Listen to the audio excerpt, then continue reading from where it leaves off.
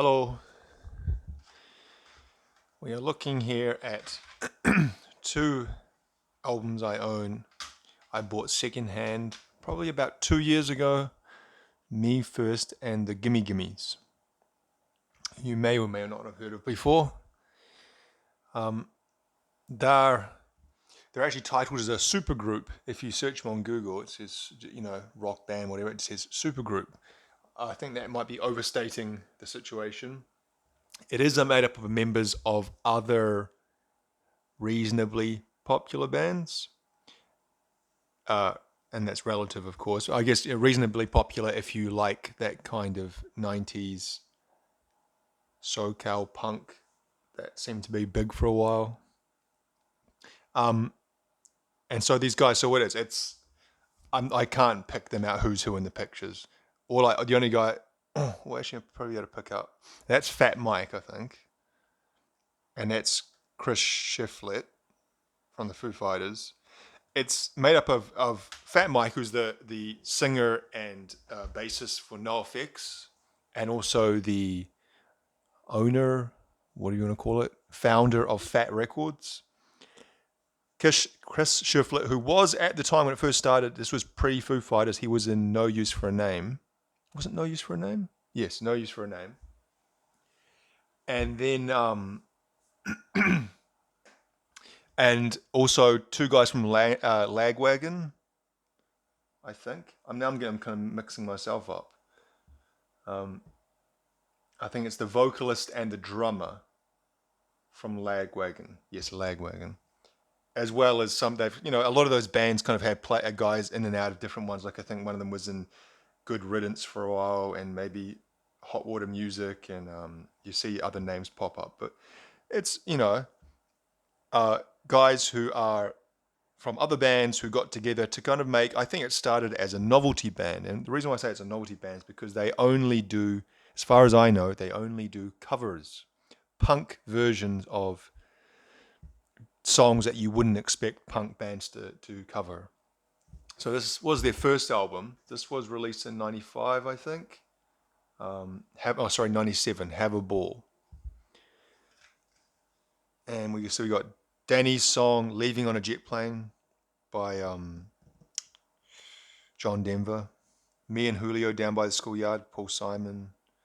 Uptown Girl, I Am a Rock, Sweet Caroline, Seasons in the Sun, Fire and Race. These are kind of a lot of 70s, you know, 70s soft rock radio, or 80s as well. But, things like Sweet Caroline, Seasons of the Sun. It's Mandy, another one. Who did Mandy? I think it was Barry Manilow, wasn't it?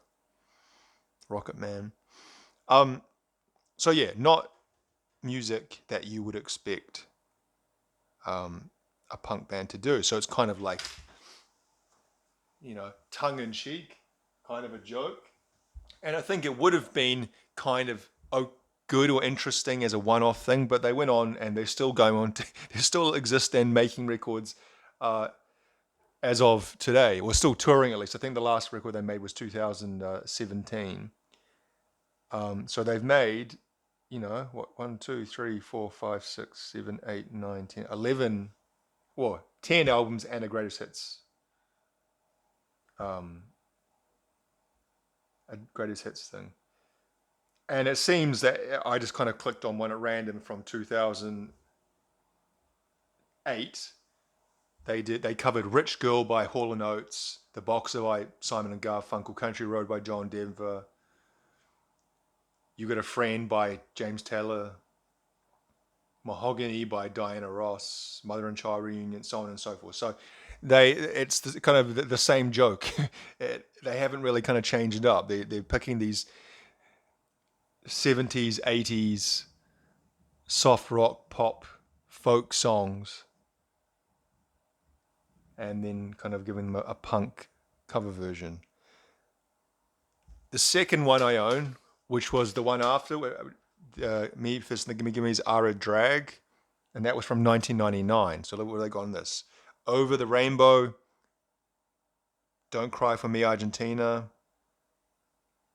What is this meant to be more show tunes? Summertime.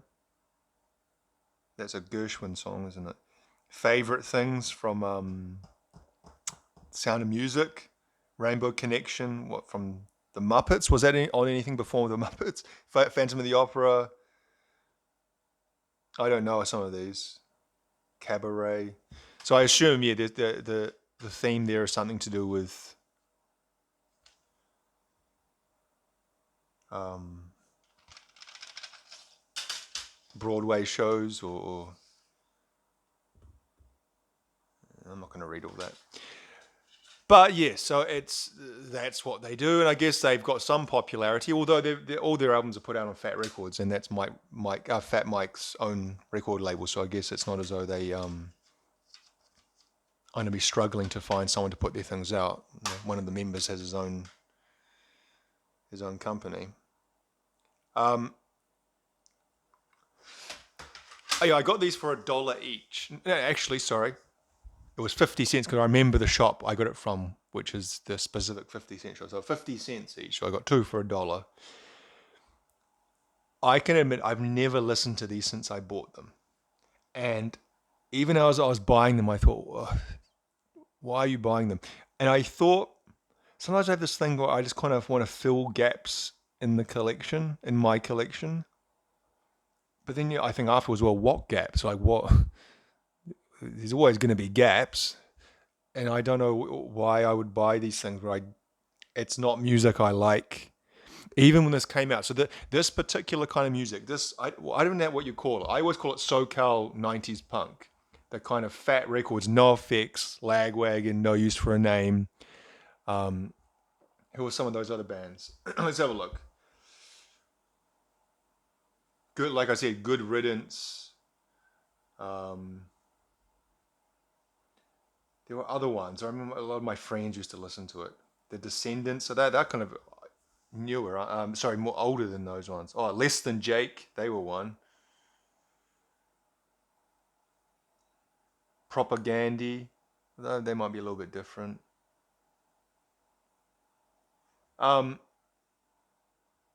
These kinds of bands were really popular, or they seemed to be, when I was a teenager, amongst the people, guys around similar age as me, and at the school I went to. It seemed this kind of music was real. Skate punk, that's another. So we got punk rock, melodic hardcore, skate punk, ska punk, pop punk, yeah. Kind of a mixture of all those things. What was I saying? It was this kind of music was really popular, and I guess also some of the different, like Pennywise as well, and Bad Religion, and I never liked it. There was something about it that always kind of just didn't. It was too repetitive. It all sounded the same to me as a teenager, and there was just something like culturally about it that didn't connect with me. Maybe it's the Southern California thing, and it's like, think of Southern California. It's all kind of bright and shiny, and a lot of the songs are kind of like up tempo, power chords. I don't mind power chords. Whereas I felt much more connected personally to other musical movements of that time, like for example, like grunge, whatever grunge might be to you, but not that I was shooting heroin or anything like that, but that just appealed to me. I guess the darker kind of music, the more. Do you know what I mean? I'm sure you do. So yeah, I really couldn't stand this kind of music. And like I said, a lot of the guys I hung out with, like good friends, they really liked it. I mean, there those Fat Records compilations, and they used to. It was like, there was like Fat Music. Is that what was it called? I'm trying to look at it there. Yeah, Fat Music for Fat People, Survival of the Fattest, Physical Fatness, and there was like compilations of all different kinds of bands on Fat Records, and it was a lot of those bands I just named before. Um, so yeah, so then why I didn't like that kind of music then, and I still don't like it now. My younger brother, I remember, owned this one as well. So maybe he was much more into punk than I was. Um, Even now, he's not into this kind of punk, more kind of earlier. I think like the Germs and stuff like that. He likes. Or what's the other one from? Yeah, anyway.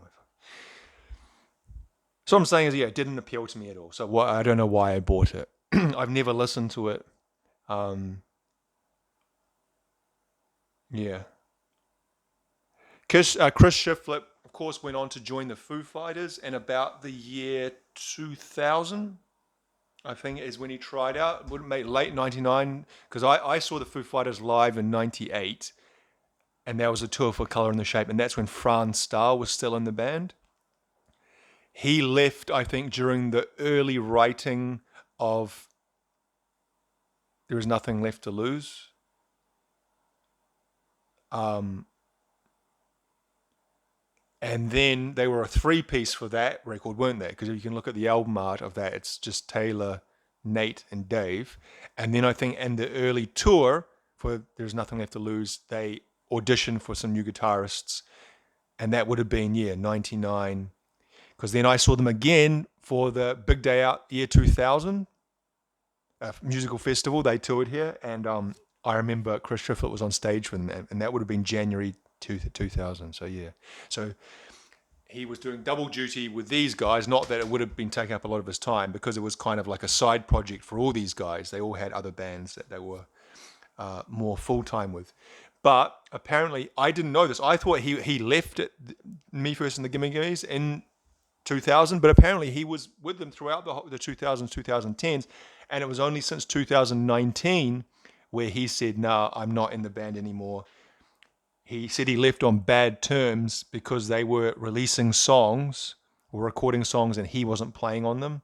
And so he felt, that rubbed him the wrong way. And then so he cut ties with them and now just is in Foo Fighters or whatever he's got other kind of side projects of his own as well, isn't he? Like Jackson United, I think. I've never actually heard anything they've ever done. But yeah, kind of running out of steam what to talk about. I felt like I had a lot more to say about this. So yeah, in summary, a California 90s punk supergroup that had a kind of almost joke band where they kind of wore costumes and did cover versions of very non-punk songs in a punk way. And it was funny. The kind of, I guess, yeah, like the first time you hear it, you're like, oh yeah, look, I've never heard. What was that one? Leaving on a Jet Plane, done with fast guitars and a rapid drum beat. But yeah, well, that's quite cool. But then they went on to release 10 albums of the same thing, and I think the joke kind of wore out its welcome. But obviously they're still popular somewhere if they're releasing albums and touring and whatnot. So yeah, not for me. So yeah, I've got a lot of stuff. Not a lot. Probably got about 50 CDs like this.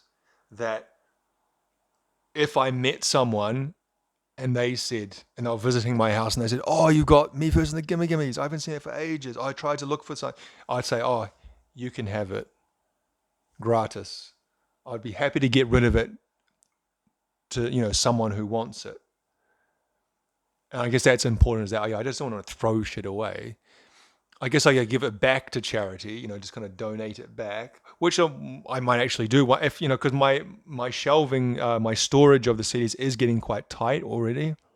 I bought a shelving unit that can fit over 1,000 CDs, but I'm maxing that out pretty quickly, and so it might come to the point where I am going to have to cull things like this that I never listen to and will never listen to, and just to kind of make room. And, you know, hopefully someone else will buy them. I know I'm also a member of quite a few Facebook local CD swapping or CD trading selling sites here in New Zealand. And I think something like this actually could get, you know, $5 each maybe. So I might do that as well. So anyway, enough of the ramble. We'll leave it there. Thank you for watching.